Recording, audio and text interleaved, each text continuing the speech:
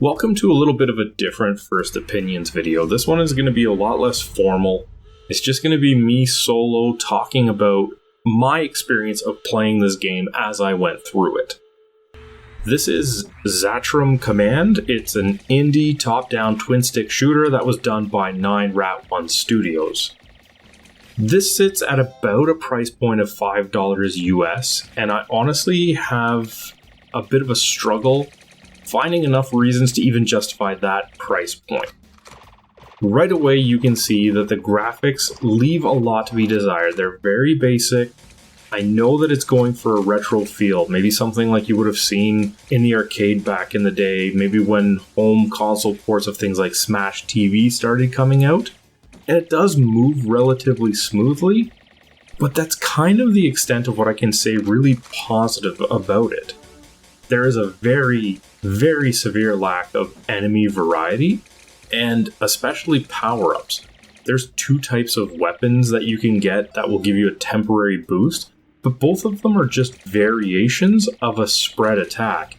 And really, I think that the blue one is the only one really worth picking up because the pink just kind of flows in random directions and doesn't even really feel like it gives you the kind of control you would want in this type of game. Additionally, collision detection with some of the obstacles in the levels can be a bit jarring. There'll be spots where you see a gap in between the wall and an obstacle, for example, that looks like you should be able to fit through it, but then you just can't. Or you'll be walking by a set of walls and for no reason at all, your character will just snag on a part of it. It really does leave a lot to be desired, especially when you get into the objective of the different levels. Pretty much all you really want to do is destroy all of the green pods within a level and defeat a fixed number of enemies that kind of flood into it. That's about it. Eventually, after a few levels, you'll come across a boss fight. They don't really get too exciting. They actually just feel like really extended battles of attrition where you're just pumping ammunition into these things. They're not really presenting the most challenging patterns to follow.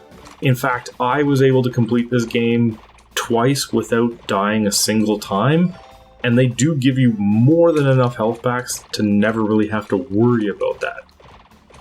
I think the only people that I could really recommend this game to are people that want to get all of the achievements to a game fairly quickly. I was able to get a platinum trophy in both the PS4 and the PS5 versions of this game in about 15 minutes each. And they're not super involving. You need to beat the first 3 bosses, finish off about 25 levels, kill one of each of the enemy types, and pick up a health upgrade as well as a weapon upgrade just one time. If you see the game even discounted from the $5 price and you just want quick achievements, then absolutely sure.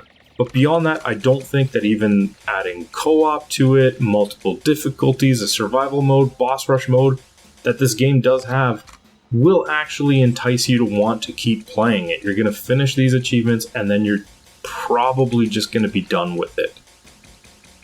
I don't really have too much more to add to that. It's not necessarily a bad game, but it doesn't really offer anything that would be necessarily desirable to a gamer that they can't find in any other title of the genre, probably done in a more compelling, engaging way. So I think that for the most part, I would have to say that this should be a pass for most people, and sadly that's about it. So I'm just going to let the video play out until the end of the first boss fight, and then we'll see you guys next time.